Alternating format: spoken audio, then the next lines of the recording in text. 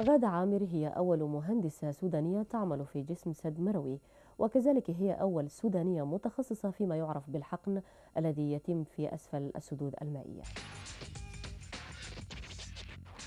درست غادة عامر في دولة تركيا وتخصصت في الهندسة الجيولوجية وتحديدا في مجال حقن الصخور، وهي الآن تؤدي عملها في موقع سد مروي بحيوية وعزيمة تتحدى بها كل الصعاب، تقدم بذلك أنموذجا للمرأة المبدعة والعالمية. الهدف من حقن الصخور في السدود هو المحافظة على المياه من التسرب بعد تشييد السد. آم، أولا أول حاجة بنقوم بدراسة الصخور ودراسة الشقوق في سطح الأرض، ونشوف امتداداتها واتجاهاتها وكمياتها واتساع الشق نفسه.